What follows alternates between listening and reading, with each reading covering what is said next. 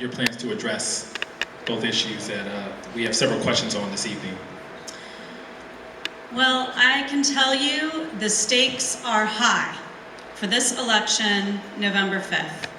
And one of the things that's on the line this November 5th is gun safety in the state of Virginia. As long as we have Republican majorities in the House and the Senate, they are not going to allow us to have any gun safety reforms.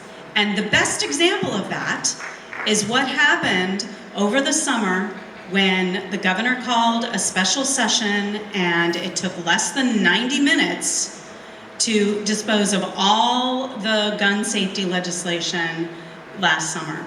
And as a mother, I can tell you, we need more women in the House of Delegates who are going to protect our families and our children from gun violence. You know, I'll never forget Delegate Marcia Price explaining to me what happened in the General Assembly last year. They had over 70 gun safety bills, including things like universal background checks, restrictive protective orders, going back to one handgun a month. And they brought them all to this committee called the Militia Committee. And because the Republicans have the majority, they had more Republicans in that committee than Democrats. I don't know the exact numbers, but it was like 5 Republicans and 3 Democrats. But they were able procedurally to kill all those bills so that they never got a fair vote on the floor of the House of Delegates. And that is why your vote is so important on this issue on November 5th. I am in favor of universal background checks. I'm in favor of restrictive protective orders, especially those that would be administered by our police. Many times police do know who in the community is in crisis or continues to be a problem in the community, and they can help us with that. I do not support any kind of restrictive protective order that would come from mental health professionals. Their job is to help patients and is to work with patients. Their job is not to report patients that have mental illness.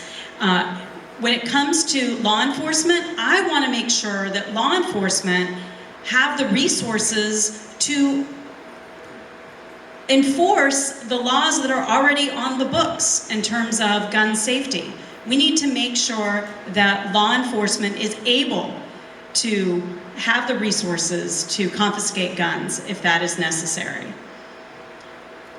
You know, I think that the 1 gun a month law is a really good idea. It saddens me to think that Virginia is the source of many of the guns committed in crimes up and down the eastern seaboard. I saw a news report at one time of people who had come to Virginia to buy guns and then sold the guns and used the money to buy drugs. And so it was just this big cycle of crime. So we need to make sure we have universal background checks and that we know who has these dangerous weapons. If you sell a gun, the government should be able to know who has sold a gun, just like when you sell a car. You have a license and a registration with that. We need to be able to track these weapons and know who has them. There's such a backlog in common sense solutions that a majority of Virginians support. So all I can say, if this is an issue you care about, you need to get out and vote for the Democrats on November 5th.